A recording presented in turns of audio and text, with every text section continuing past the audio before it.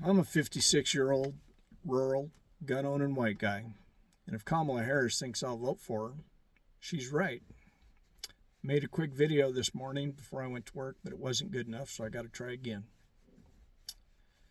When I was in middle school, I was in a very small school, 14 people in my class, and we had this teacher, Mrs. Heimbaugh. She made us read things like Tale of Two Cities, The Diary of Anne Frank, and then we discussed them in class. The Diary of Anne Frank has stuck with me all these years. The parts that stuck with me is the image of this family living in somebody else's attic and having to be quiet as a mouse whenever the gestapo came around looking for them, and how they eventually were rounded up anyway because somebody informed on them. That's what that exchange made me think about. At 33 minutes into the debate, David Muir said, "You called this the largest domestic deportation in the history of our country. You say you would use the National Guard, and if things got out of control, you would have no problem using the military." Trump interrupted and said, "with local police." Muir continued, "You also said you would use local police. How would you deport 11 million undocumented immigrants? Take us through this. Would authorities be going door to door in this country?"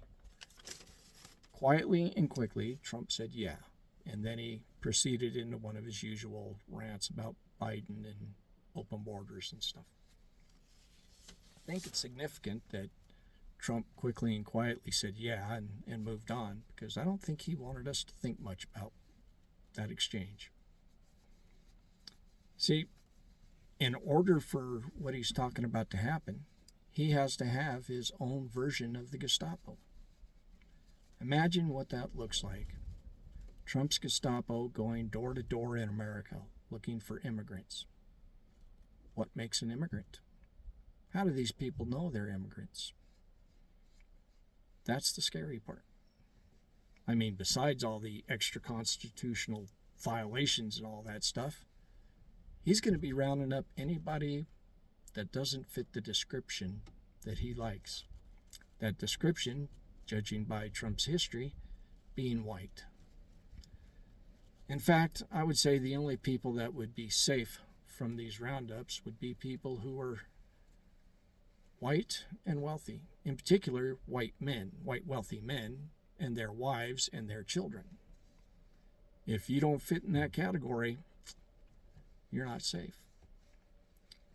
Sounds a little dystopian, and if you're a Trump supporter and you're listening to this, you think I'm being stupid and blowing things out of proportion. Am I, though? It's not that far-fetched if you think about it. The only way, what happens if he rounds up all these immigrants? You're sitting there raising your beer and saying, hell yeah, when he says he's going to do that. But who's going to do all those jobs that the immigrants are doing? Who's going to pick the fruits and vegetables in the field and work the worst jobs at the dairy farm and the meat packing plant? Who's going to clean the hotel rooms and all those other jobs that we don't want to do? Somebody's got to do it. He's not going to be able to deport all those people because you can't just put them on a plane and fly them somewhere, because the country of destination is going to say, no, you can't land. Go back home. So that ain't going to work. He's going to put them all in camps. He said that. He calls them immigration camps. I call them concentration camps. And I suppose he could pull them out and make them do slave labor, again in violation of the Constitution, in order to get our food on the table and our hotel rooms cleaned. Or maybe he'll just take the rest of us that don't fit his wealthy category and make us do it. Somebody's got to get the food out of the field. And I could see him going to Bubba down south, or Bobby Joe up here in Eastern Plains, and saying, well, we're conscripting you to go and pick food in the fields. I could see that happening.